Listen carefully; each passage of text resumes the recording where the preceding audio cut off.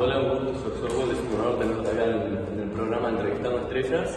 El día de hoy te voy a hacer una serie de preguntas, sobre tu vida personal y que nos cuentes al público y a mí un poco de tu vida y principalmente por qué adoptaste este seudónimo, porque George Orwell no es tu nombre real. ¿Para qué lo usas el día de hoy? Bueno, primero que nada, muchas gracias por la invitación. Bueno, la razón por la cual yo no elegí usar mi nombre real a la hora de escribir, en este caso en libros como por ejemplo Rebelión en la Granja, fue porque yo regresé en 1927 a Inglaterra, renunciando a mi plaza laboral, y realmente no quería avergonzar a mi familia poniendo mi imagen en algo que no sabía si a lo mejor para el futuro iba a ser un éxito o un fracaso. Particularmente en aquel entonces yo luchaba para llegar a fin de mes, ya que era mis inicios de carrera como escritor, y bueno, las situaciones no estaban tan fáciles como para dar mi imagen de esa manera. Además, la razón por la cual particularmente elegí este seudónimo es en honor al santo patrón de Inglaterra. Bueno, no sabía que el significado de tu nombre era tan profundo. Y la siguiente pregunta que te voy a hacer es ¿cuál fue la inspiración detrás de la alegoría de Rebelión en la Granja? Bueno, yo por aquel entonces quería reflejar ideas que yo tenía en contra de lo que había ocurrido en lo que era la Revolución Rusa y todas las ideologías que estaban relacionadas con el comunismo. Pero en aquel entonces yo la verdad que no optaba por reflejar mis ideas de una manera tan directa, es por eso que elegí utilizar los animales en una situación totalmente alternativa en lo que mi ideología se pueda camuflar un poco, finalmente posteriormente reflejarlo. Bueno, lo que yo decidí utilizar como la alegoría fue la traición de Stalin a los ideales de la Revolución Rusa y lo que posteriormente se convirtió en la Unión Soviética. A su vez no solo trato de narrar lo que fue toda esta evolución y toda esta revolución, sino más bien también cómo el totalitarismo y el liderazgo abusivo sobre el pueblo puede generar múltiples conflictos y consecuencias. Bueno, siguiendo la trama de la anterior pregunta, quiero saber cuál fue tu motivación para escribir de estos temas sociales y políticos. Bueno, yo creo que más que nada influyó mi participación en la guerra española, que particularmente estuve del bando republicano. Yo creo que eso fue lo que más básicamente influyó, lo cual me permitió a su vez ver y entender diferentes ideologías en las que a lo mejor yo no estaba muy en tema, y a su vez me hizo ver cómo los peligros del autoritarismo son muy peligrosos para toda nuestra sociedad y el pueblo en general. Yo creo que a raíz de esto puede ser que me haya motivado a escribir sobre estos temas y reflejarlos o plasmarlos en mis libros.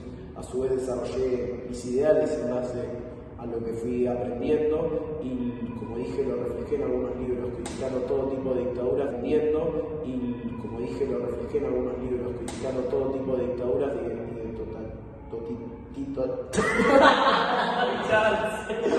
Dato tan interesante. Ahora, una pregunta vinculada más bien a la segunda, sobre Rebelión en la Granja.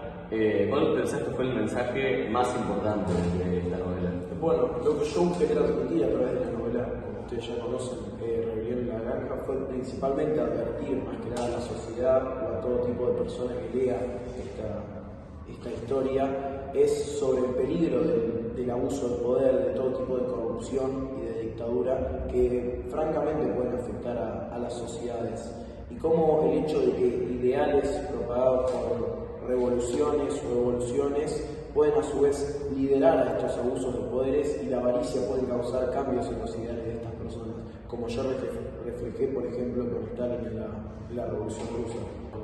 Bueno, esta pregunta tiene un poco que ver con la anterior, y es ¿cuál fue la recepción inicial de Rebelión en la Granja? Porque yo creo que no tuvo como su boom al principio, tuvo que crecer mediante el tiempo. No, bueno, justamente lo contrario. Particularmente obtuvo el libro numerosas ventas en sus inicios. También lo que quería recalcar es que desde un inicio se vio plasmado o reflejado lo que yo realmente buscaba transmitir a través de esta historia, que eran críticas ocultas a través del régimen de Stalin, lo que fue la Revolución Rusa y cómo las cosas se transmitían de manera errónea durante este periodo. A su vez también se entendió cómo los personajes que yo utilicé, todo tipo de animales, como lo eran cerdos o perros, por ejemplo, transmitían o representaban a estos pueblos.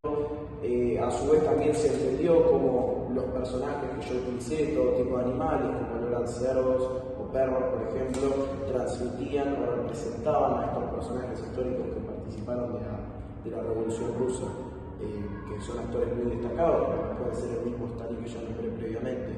De esta manera, bueno, lógicamente a la gente que apoyaba esta revolución rusa, o más que nada a los comunistas, no les cayó para nada bien la historia, de esta manera reflejando cómo pasaron las cosas, y por ese lado obtuvo numerosas críticas, como así también obtuvo numerosas también críticas, pero más bien positivas. Acabas de nombrar a los animales, ¿no? Te voy a preguntar qué rol juegan estos animales, qué papel influyen en la historia y por qué los elegiste.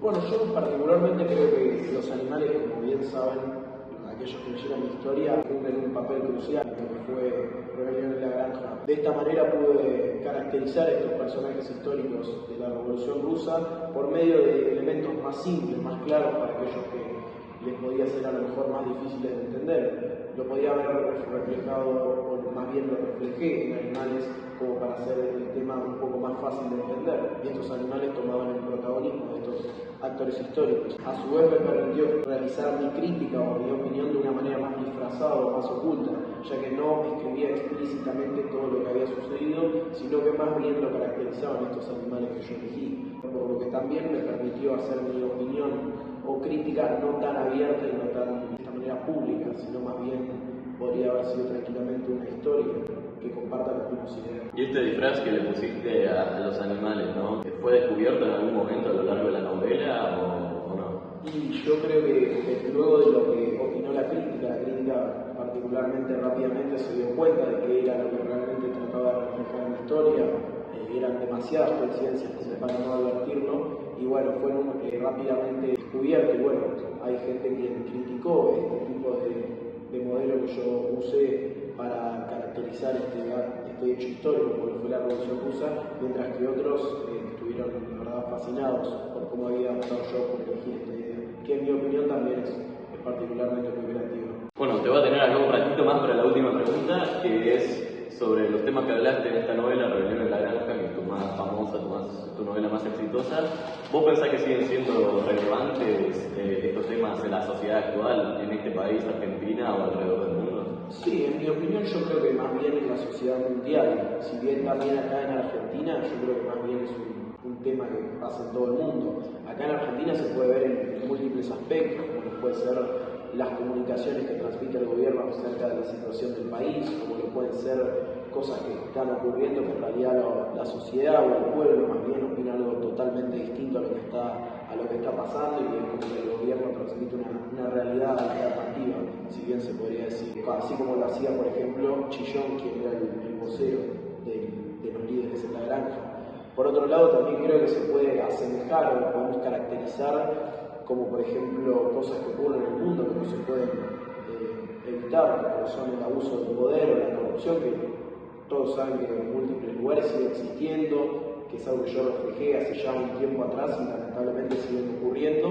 Y por último, creo que también es importante aclarar que aborda a su vez todo tipo de revoluciones. También mi libro aborda este tipo de revoluciones que posteriormente pueden llevar a un liderazgo que a lo mejor no sea el esperado, pero ante la desesperación de salir de una situación de un país como lo puede ser la nuestra, por ejemplo, sueltan medidas muy drásticas, y a lo mejor esos liderazgos no cumplen con las expectativas iniciales o muchas ideales son modificadas.